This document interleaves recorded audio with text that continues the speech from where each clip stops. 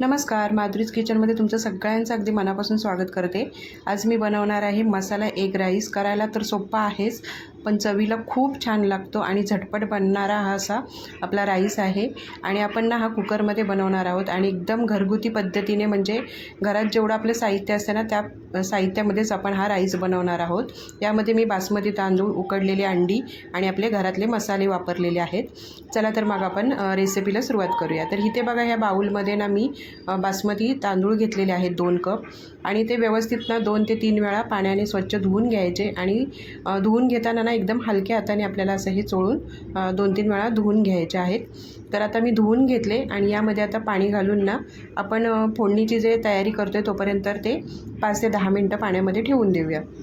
आता कुकरमध्ये तेल गरम केलं आहे 1 चमचाभर, त्यामध्ये हळद घातले पाव चमचा, चवीनुसार मीठ घातले आणि पाव चमचा मी तिखट घातलेलं आहे। आणि आता यामध्ये उकडून घेतलेली अंडी आणि त्याला अशी चीर देऊन घ्यायची, म्हणजे यामध्ये पूर्ण मसाला जातो।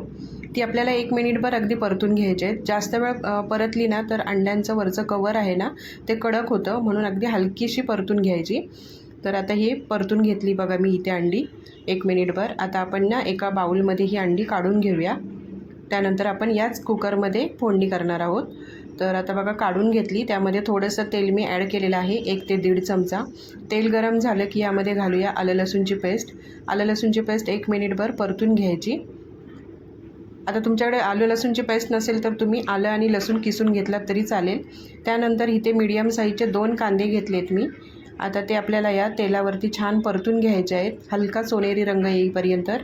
तर आता मी हे परतून घेते बघा। त्यानंतर कांदा परतून झाला ना की त्यामध्ये 2 मीडियम साईजचे टॅमॅटो घेतलेत आणि हे उभे पातळ असे चिरून घ्यायचे। आता हा कांदा टॅमॅटो चांगला परतून घ्यायचा। त्यानंतर त्यामध्ये चवीनुसार मीठ घालायचं, पाव चमचा हळद घालायची आणि इथे मी चिकन मसाला वापरलेला आहे 1 चमचाभर। त्यानंतर चवीनुसार घालायचं यामध्ये तिखट, म्हणजे जसं तुम्हाला तिखट पाहिजे त्याप्रमाणे। आणि आता हे सगळं परतून घ्यायचा मसाला। त्यामध्ये घालायचं 1 वाटी दही।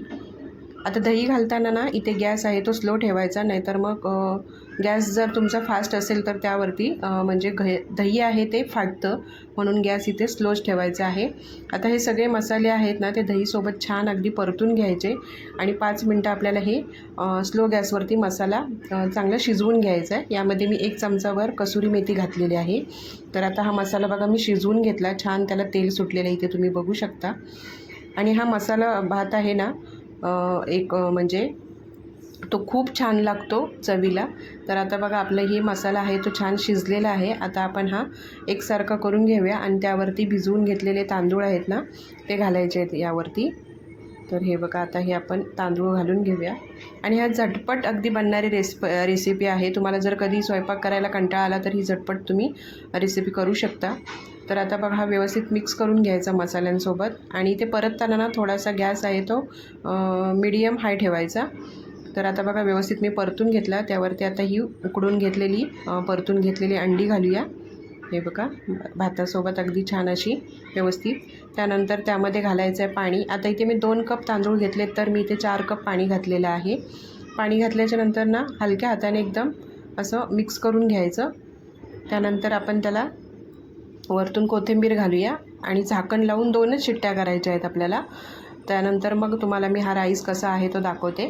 तर इथे बघा मी आता 2 शिट्ट्या करून घेतलेल्या आहेत। त्यानंतर कुकर थंड करून घेतला आणि आता तुम्हाला मी दाखवते झाकण काढून।